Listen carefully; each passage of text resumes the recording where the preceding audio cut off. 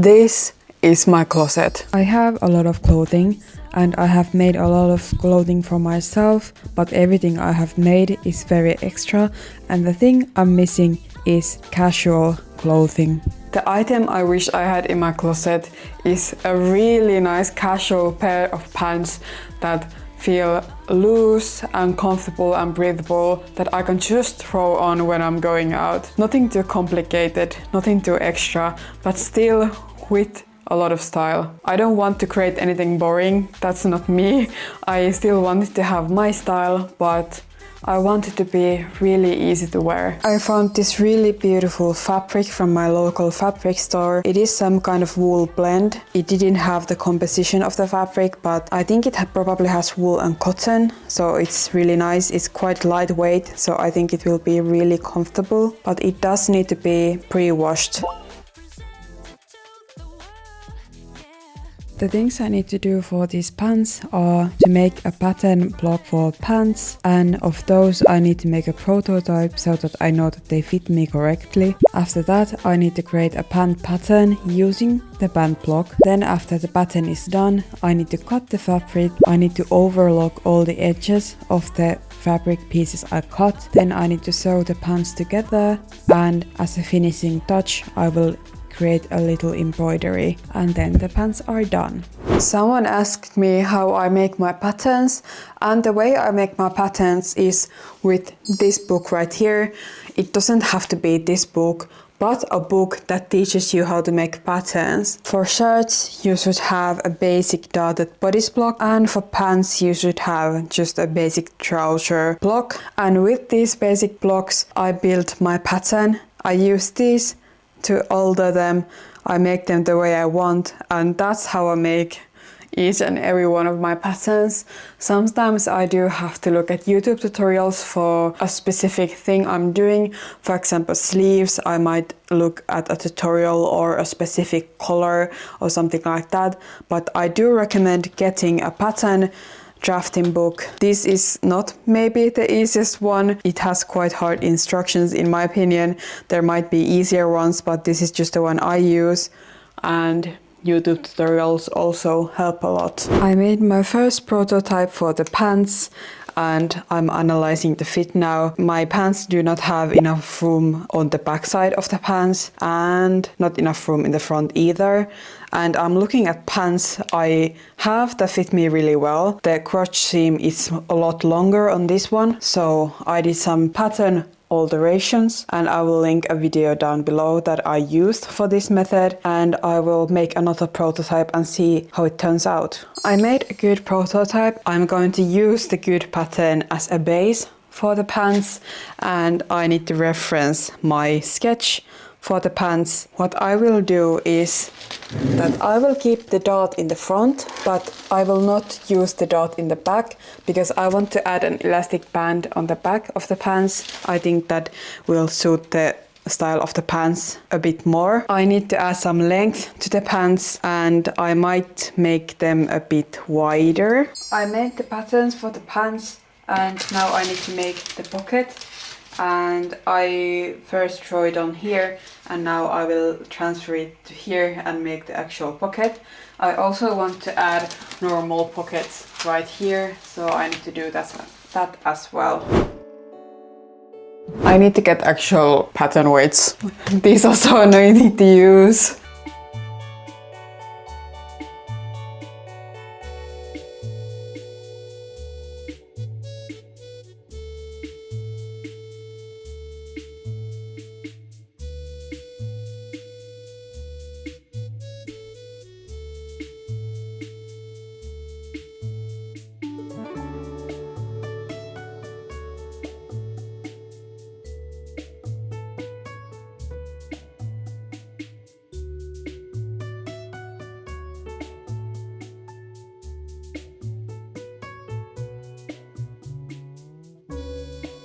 I only have one grey thread and it's way too light for this fabric. I need to go around to the fabric store. I am back with a much darker thread than the one I had. So much better, you can't even really see the stitch, so very happy with this. The thing I have been working on right now is strings for the pants. The pants have strings on the pockets and on the bottom of the pants, so in the hem area.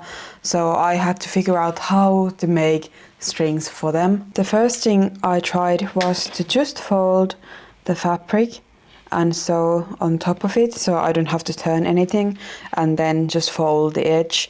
But the edge looked super ugly, so I tried to make a standard spaghetti strap and turn it, but with this fabric it was not working, and I do not have a loop turner, so it was impossible. I tried so many techniques I googled online and did not work. But then I found an amazing tutorial that I will link down below, where I can actually do it like this, so I don't have to do any turning, but the end looks a lot cleaner. But I need to make 4 of these for the pant pockets and then 2 really long ones for the bottom of the pants, but for now I will do the ones for the pockets. I already made one of the pockets, and with the next one I will show you what I did. For the pocket you need a fabric piece like this. You need 2 pieces for the cord casing, and you need 2 pieces of cord. The first thing you need to do is to double fold one of the ends and also fold the sides. This is what they look like after ironing. I also did a double fold on the top side of the pocket, and I will sew it on. After hemming the top part of the pocket, I'm attaching the cord casings with a top stitch at the top first. Also, before you do anything else, don't forget to top stitch the fold. The next step is probably the hardest of this pocket. You need to insert the cord inside of the cord casing, and you need to stitch the bottom part of the cord casing without sewing on the cord. I pin it super carefully at the edge so that I won't sew on the cord. And before you start pulling the cord, please stitch here a few times so that the cord doesn't pull through. After that, you need to sew a gathering stitch along this edge. You should do 2 rows, and you should do that with the longest stitch length you have.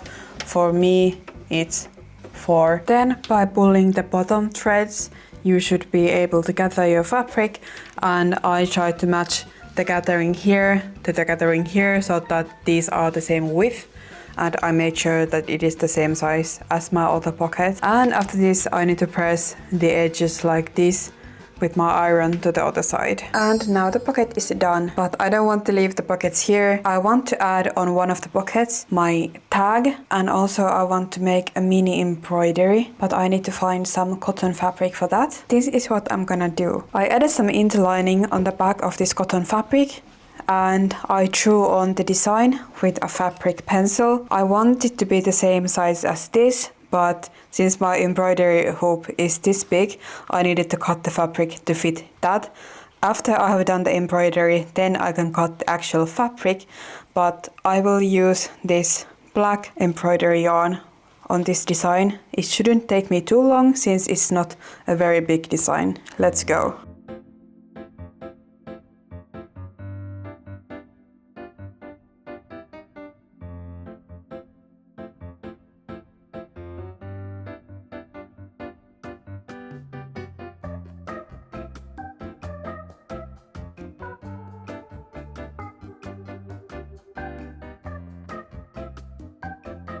The embroidery is now done. Now I need to cut it and iron it, and then I can attach these patches onto the pocket.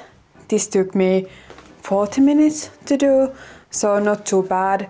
I am used to working with silver thread, so using something that is not metallic was so much easier and so much quicker, and this is quite a small embroidery.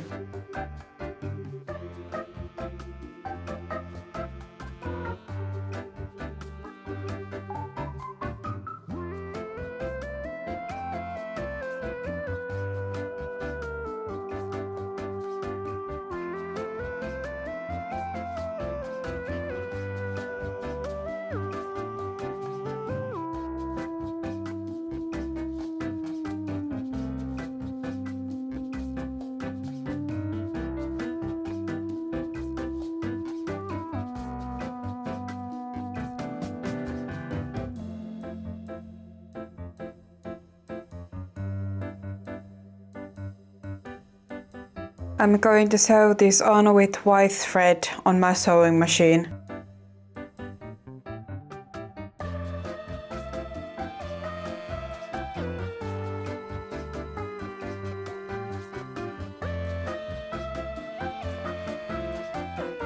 I am in love with how this looks. It looks so custom. I'm so happy with it. Now onto the rest of the pants, and the first thing I need to do is sew the front darts for the front pieces. If you're making pants, please do not hesitate to add pockets, because it will make everything so much more wearable if you add pockets. Let me show you how it's done. This is the final outcome of the pockets. So you need your front piece. You also need a pocket piece that has the same angle as the front pocket opening. And you also need this pocket piece. The way the pocket is sewed, you place this pocket piece onto the pocket opening and you stitch right here. And then you fold it. Now that this is sewed, I need to press it really nice and flat, and then I will top stitch it. Once you have sewed the top stitch, you need to attach the under part of the pocket. Piece goes right here. It basically fills the void that the pocket opening leaves, and you are supposed to sew this onto the other pocket. So just line it up with the other pocket pouch, matching these seams, and you will sew over the whole pocket pouch so that it's closed. Once the pocket pieces have been sewn together, you can flip the pocket like this, and then you can stitch this top part attaching to this part right here, and then you have a functional pocket. Isn't that amazing? It's so easy, it's very simple. Please do it, it will make all your pants much more functional. Now that we have functional pockets on both sides of the front, I need to sew the crotch seam, and I will do that by laying the pieces front sides together and sewing it right here, and I will do the same on the back side. And make sure to press the seams open, like I always say. It just makes everything look so much more professional. If you don't do it yet, then please start now. The next thing I'm doing is sewing the side seams together, and after that we can attach the pockets. I left the inner leg seam open so that it's easier for me to attach the pockets on the sides, and I already attached one of them, and now I need to attach the other one, and then I need to attach the inner legs, and I can actually properly try this on.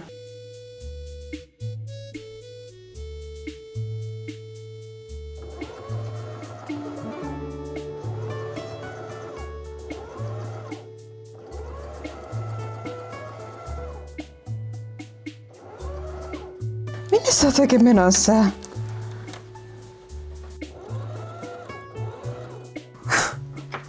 Why are your feet crossed?